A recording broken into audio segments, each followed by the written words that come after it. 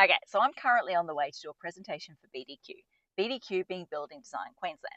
Now, the topic that they've asked me to present on is the planning scheme amendments. Now, in that presentation, I'm going to cover off the amendments that were advertised at the end of last year, in addition to the amendments that were advertised earlier this year. When I say earlier this year, I think it was like a month ago, maybe a little bit longer. Yeah, maybe a little bit longer. Anyway, in preparing or gathering my thoughts for what I'm going to talk about tonight, I realized that I haven't actually talked about those latest amendments on our social media. I think I put it out in our newsletter, but I don't think, hopefully I don't get corrected here and prove myself wrong, but I don't think I've talked about them on social media. So I thought, hey, in this week's video, why don't I give you the quick rundown or the quick overview of my 5 biggest takeaways, let's just say, in terms of what's proposed to be changing in that last round of amendments. Now, amendments, if I get my words out.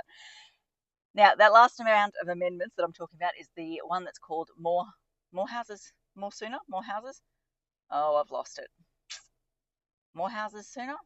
Anyway, I'll work out what it is, and when I'm editing this video, I'll insert it in the video so you can see what it's actually officially called. So, the reason why I want to cover off these 5 things is I think the headliner topic was the 120 square metre lots, and that's what everyone was talking about. And I personally was surprised when I dived into it and realised just how much other stuff was changing. Stuff being a technical term. Now, to ensure I stay on track, I have written myself a little cheat sheet here, just so I don't forget anything. First things first. Point number 1, LDR zone. So at the moment, if you are within 200 metres safe walking distance of a medium or large scale centre, bit of a mouthful, aka a centre that is over 2,000 square metres in area, you can do 300 square metre lots instead of 400 square metre front lots in the LDR zone. What they are proposing to do is increase that walking distance from 200 metres to 300 metres.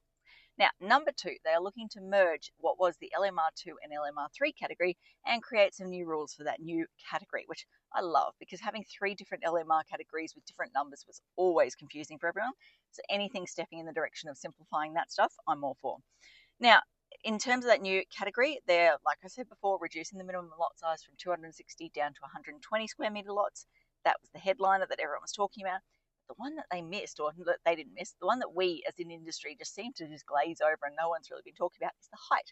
They're increasing from 2 stories to 3 stories. Some areas is more, but let's just say for simplicity's sake, 2 stories to 3 stories in the new LMR category, which is huge. Like, that's going to affect so many houses, multiple dwellings, units, all of that sort of stuff. Now, next change, so that's the first 2. Next one, dual occupancies. So at the moment, you need a minimum of 600 square metres before you can do a dual occupancy in the LMR zone.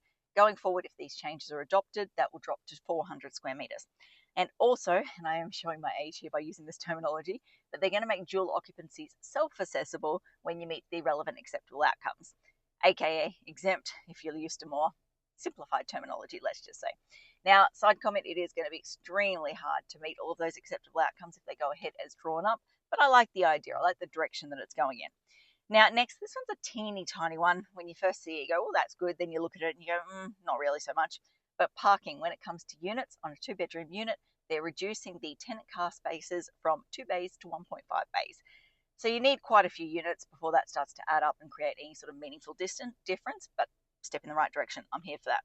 And then last but not least, they've created some new small lot rules, so new rules under the Dwelling House Small Lot Code, which apply to those smaller 120 square metre lots. So they've got things like a 55% site cover limit, 70% hard stand limit.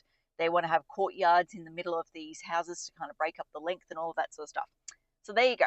The changes to the walking distance for LDR, the new merged LMR 2-3 category, which has reduced lot sizes, increased height limits, changes for dual occupancies in terms of minimum lot size and the triggers for assessment, some slight changes to the parking rates, and some new small lot rules to help counter the potential negative built form outcomes that could eventuate from these teeny tiny allotments.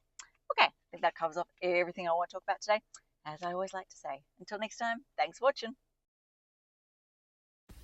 For all you red tape lovers out there, I have one thing to say. Well, no, actually, I've got 3. Number 1, the advice provided in these videos is general in nature. It's not site specific. You would be a silly Billy to go and make financial decisions based on this advice without first checking with the town planner. Don't be a silly Billy. Number 2, Brisbane town planning is in no way linked to Brisbane City Council. The views expressed in these videos are my own, not council's. So if you don't like them, blame me, not council. Number 3, what was my number 3? Oh yeah, the views expressed in these videos are accurate at the time of recording. If you're watching this video back 10 years from now, the views may not be so accurate. That's all.